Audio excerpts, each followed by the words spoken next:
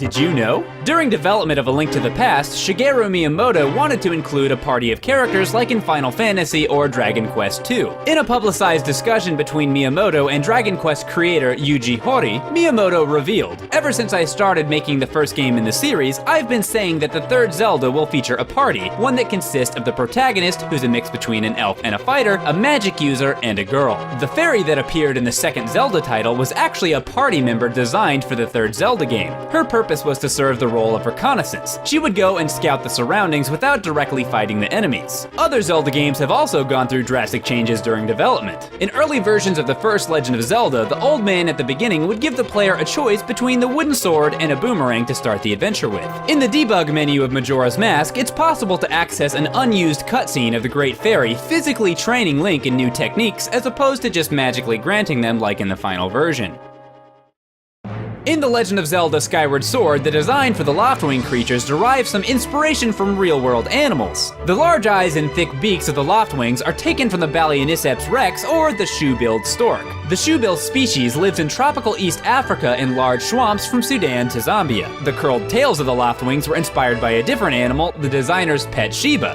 Each Loftwing that lives in Skyloft has feather plumes matching their respective rider's hairstyle. According to Hyrule Historia, the designs for the human residents of Skyloft are also modeled after birds. This explains why some of the Skyloftians have bird-like names and features, like Groose, Pipit, Stritch, and Paro. More elements of Skyloft also have real-world origins. Gratitude crystals are based on a popular Japanese sugar candy, Konpeito. This candy dates back to 16th century Japan and is said to have originated in Portugal. The most iconic symbol in the series, the Triforce, shares the same design as an ancient Japanese symbol called Mitsuroko, or three scales. It's thought that the symbol dates back to the family crest of the Hojo clan, who were a major political power in 12th and 13th century Japan. Today, the three scale symbol is also widely recognized as the logo of an energy corporation called Mitsuroko.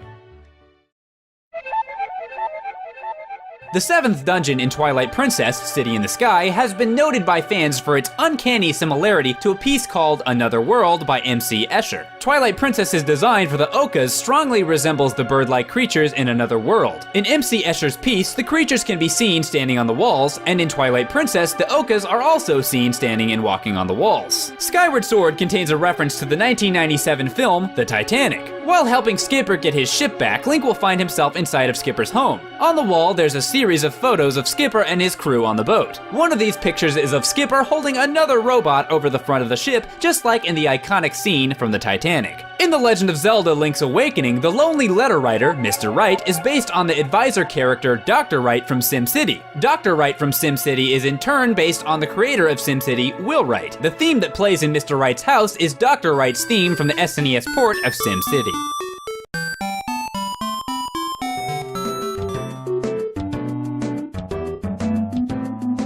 The Legend of Zelda Wind Waker has a very subtle reference to Pikmin. On the northern, eastern, and southern Triangle Islands, before Link places the pearls of the goddesses on the respective shrines, the true goddess statues are enclosed in an outer shell. Nehru's shell has a crack where a mouth would be, resembling the blue Pikmin. Faror's statue has ears like the yellow Pikmin, and Din's statue has a nose like a red Pikmin. There is another reference to Pikmin in a Zelda game, this time in the Minish Cap. In the first dungeon, an enemy called Puffstool can be found that sprays spores on the player. This creature has similar traits to another mushroom enemy from the first Pikmin game. The mushroom creature in Pikmin is also called Puffstool and sprays the Pikmin with spores. It's interesting to note that in the Minish Cap, the Puffstools are only found when Link is tiny, like in Pikmin, where the entire game takes place on a microscopic level. The two enemies do, however, have different names in the Japanese version, so it's not certain if this was intended to be a reference by the game's developers.